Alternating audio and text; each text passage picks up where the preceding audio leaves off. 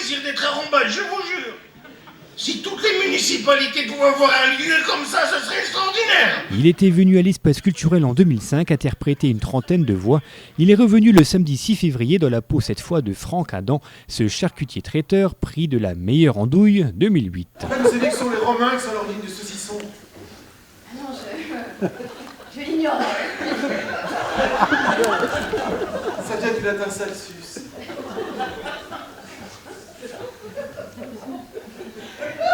Ça le suce? Non, salsus. Ça veut dire salé. Un rôle sur mesure pour ce comédien, plus habitué, il est vrai, au one-man show et à l'imitation des stars du showbiz. Quand je fais Bourvil, quand je fais Coluche ou Bigard ou Palmade, en fait, je me mets dans la peau de ce personnage. Et là, c'est la même chose, en fait. Franck Adam, c'est un personnage qui a ses habitudes, ses façons de bouger, sa façon de penser. Et en fait, c'est toujours interpréter le même personnage du début à la fin. Mais finalement, les personnages, on les rapproche de soi. Souvent, les metteurs en scène nous tirent vers des personnages qui ne sont pas nous. Mais en fait, le personnage, si on nous a choisi, c'est pour incarner le personnage. Et c'est qu'en général, on n'en est pas loin. Donc, il vaut mieux essayer de ramener le personnage à soi. Et en général, on est dedans, quoi. Et cette pièce, c'est une pièce super à jouer avec mes camarades. Surtout avec Fabienne. Alors, on va revenir à l'histoire de la pièce, mais vous, personnellement, pourquoi vous avez accepté de jouer dans une pièce de théâtre et ça change complètement, je suppose, du... Les impôts. Exactement. et puis Fabienne qui était dedans, voilà, c'est pour ça. Quoi? Alors, non, en fait, pourquoi because parce que j'étais au Cameroun.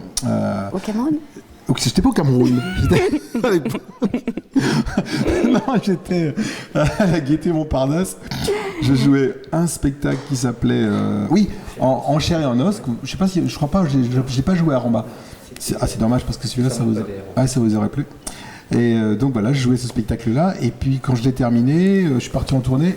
Et Louis-Michel Collat et Stéphane Angelbert m'appellent en me disant on a une pièce, un mec tu la lises. J'en ai lu tellement des daubes, quoi. Je me dis ok, envoyez. Je la lis, je pleure de rire.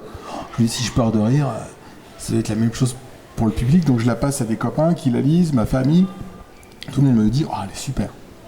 Et voilà comment je me suis retrouvé dans cette pièce.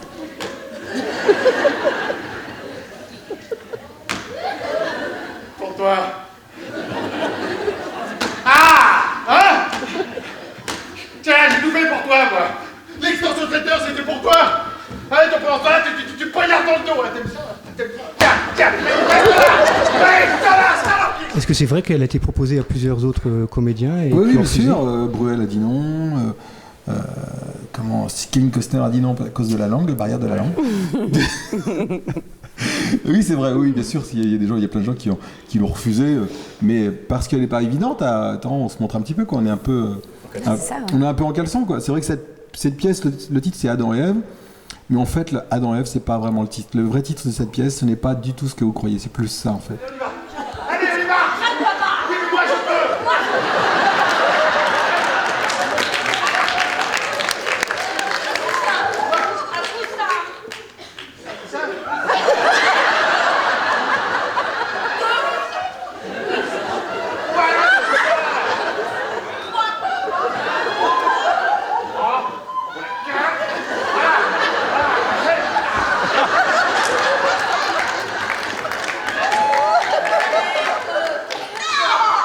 L'histoire d'Adam et Ève, en fait, donc c'est un couple, donc Franck Adam et Ève de Spéville.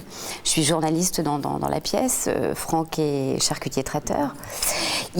Chacun pense en fait que son mari et sa femme trompent l'autre. Donc ils se retrouvent tous les deux, ayant trouvé la clé d'un appartement dans la poche de leur conjoint, dans ce petit appartement parisien, voilà, pensant trouver son conjoint. Et à partir de là, les quiproquos et situations burlesques vont s'enchaîner dans un rythme soutenu.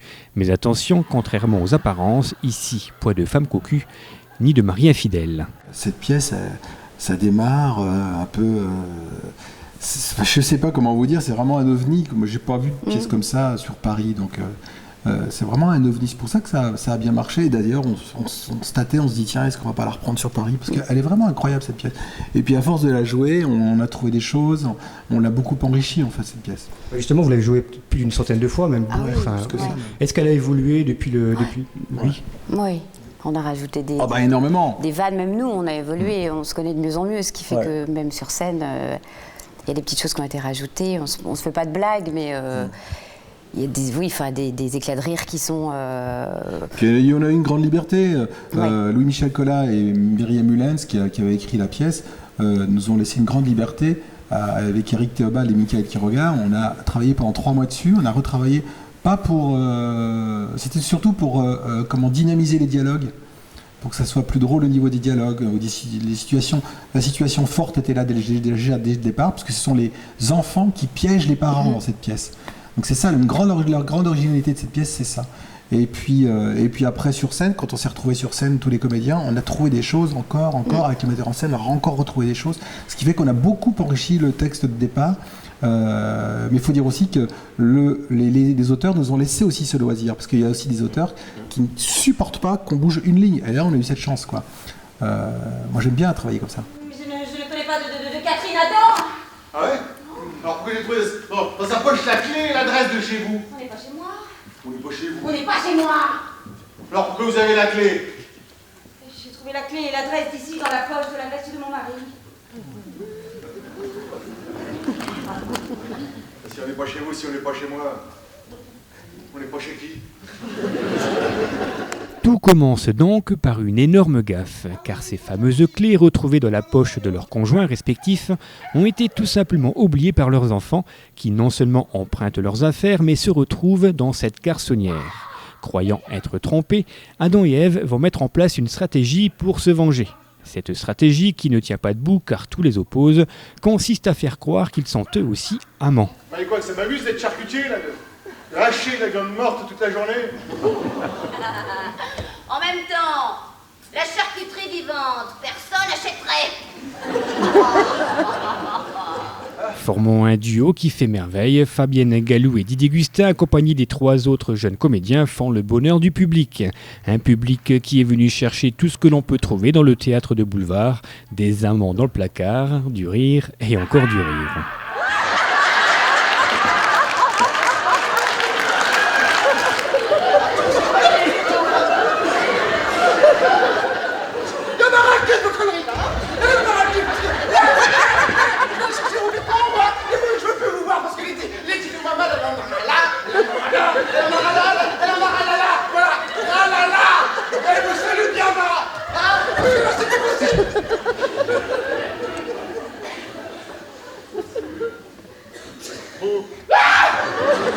Je me rappelle quand on s'est vu pour la première fois à la Gaîté, c'est passé mais tout de suite, c'est vrai. Hein, Ouais, tout de suite. on a déconné tout de suite, on a rigolé tout de suite, on s'est super bien entendu. C'était surprenant d'ailleurs.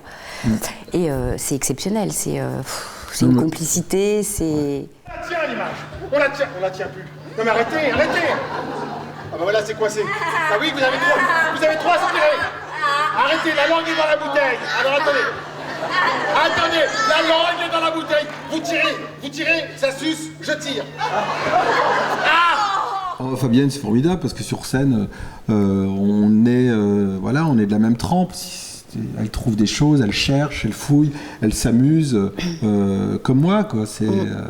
Fabienne, c'est moi en femme, quoi. Voilà. Belle comparaison. Vraiment, non, vraiment, quoi, parce qu'on est vraiment super complices sur scène. Ça marche très, très, très fort. Hein. Cochonne. Le cochon. Une complicité au service d'une comédie déjantée. Sans révolutionner le genre, Adam et Ève est donc la pièce qu'il fallait voir en cette période de crise. Pas de morale et encore moins de leçons à donner, mais une volonté affichée, divertir le public coûte que coûte, et ça marche.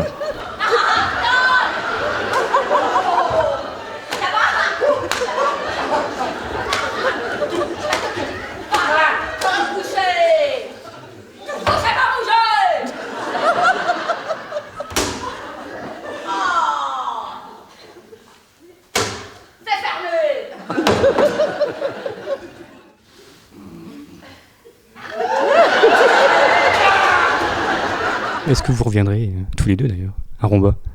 Tous les deux, je sais pas. Volontiers. Volontier. Moi, je pense, le prochain spectacle, c'est un spectacle musical que je suis en train de monter avec un guitariste. Et je pense qu'on risque de revenir effectivement ici. J'en ai déjà parlé au directeur, mais ça va être un super spectacle musical. Voilà, peut-être encore plus musical que celui que vous avez vu la première fois. Alors rendez-vous ici même à l'espace culturel, le public lui ne devrait pas manquer ce 3e rendez-vous avec cet artiste originaire de Bar-le-Duc.